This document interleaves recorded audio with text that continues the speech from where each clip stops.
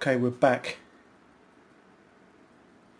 It's Roshfooco Watches and Things, and today, indulge me if you will, we're gonna take a trip into the realm of vintage Timex. Timex, as you know, American company, going from way back when, 1850 something, I think.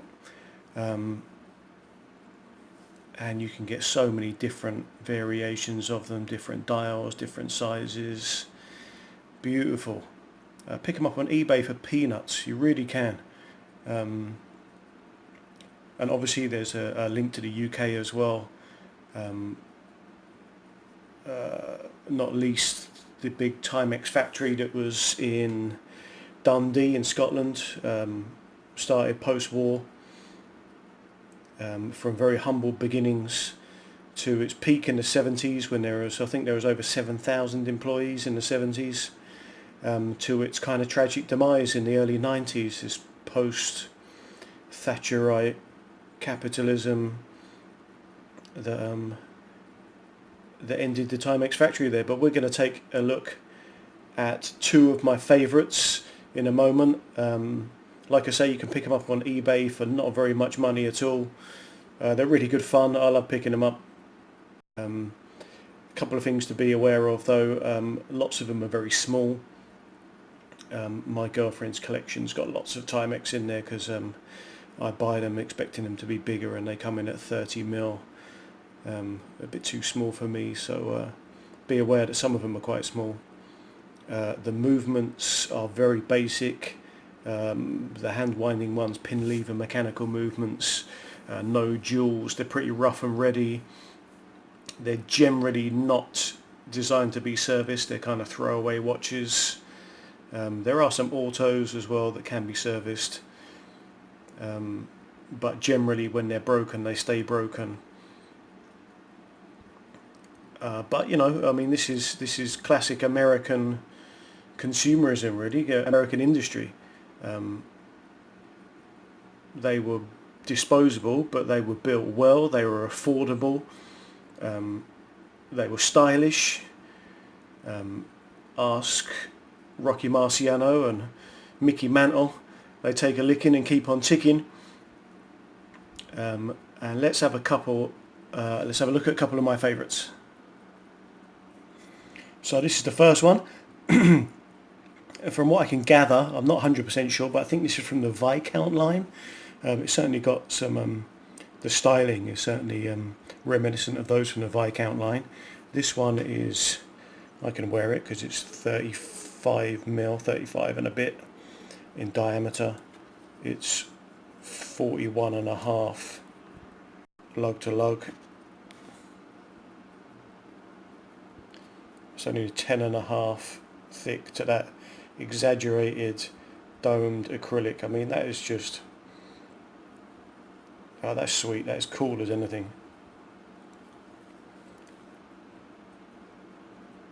This one, check under there, we can see the movement 104, made in 1978. If you pop the case back, it does say made in Great Britain as well. So 18,000 beats an hour, no shock resistance, no jewels, really basic. This one's actually struggling. I just noticed I just got out of the watch box and this one is struggling to keep time now, which is a bit of shame.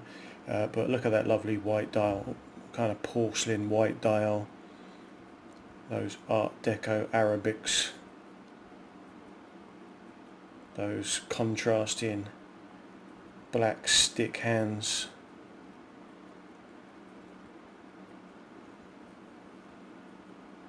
Crystal to die for. Got those lugs as well. Beautiful little lugs.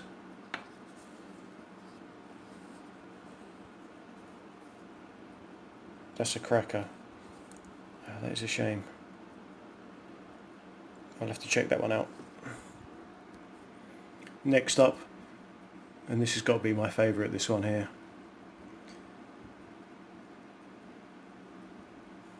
Take a look at that.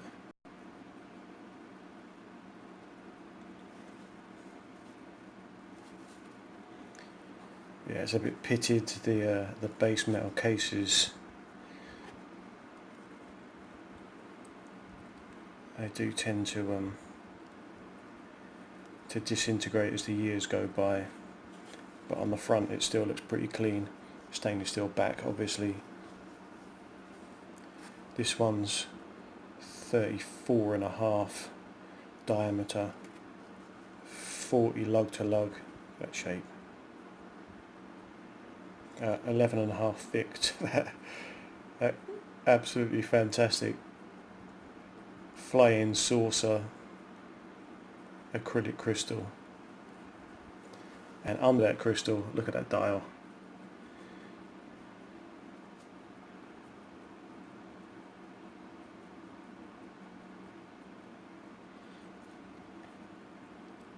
It really is clean as a whistle. It's almost flawless, that dial.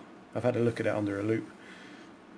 I was wondering whether it was a redial, but the printing of Timex water resistance automatic, the numbers down below by the 6 o'clock index, they all look fresh and clean to me, so who knows, maybe it was just kept in a box for a long time. Applied indexes.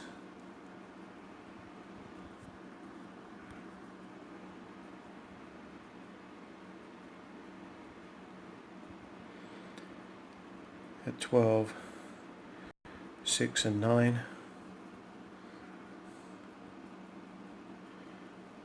Orange second hand now, that may well be replaced. That doesn't look, it looks a little janky under the under a loop, to be honest, but it does look cool AF.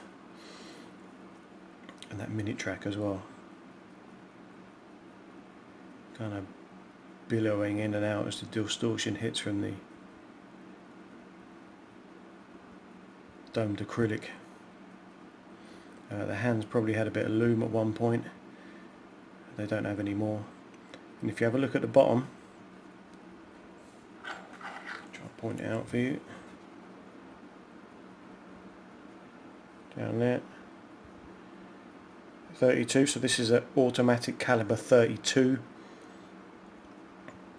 and made in 1972. Again, made in Great Britain. So automatic movement, no jewels. I think it was first made in 1965. The movement was also built in the UK. This one is serviceable. I've not had it serviced, but reading from people who know much more about it than I do, this one can be serviced, and it is an absolute little cracker. I'm going to stick it on. Paired it with the orange NATO to match up with a second hand, although 18mm lugs and a 20mm NATO is a bit janky, but I'm sure you'll forgive me.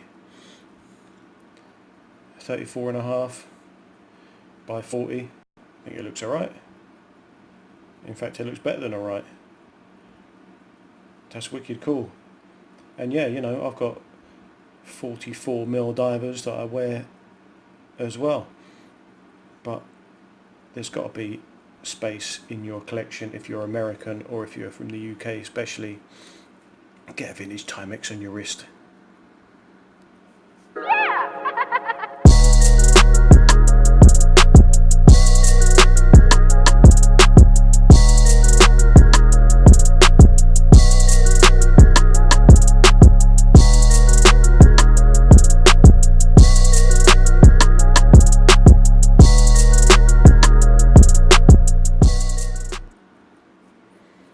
So this has been roshfooco on the vintage Timex tip. I'll catch you next time.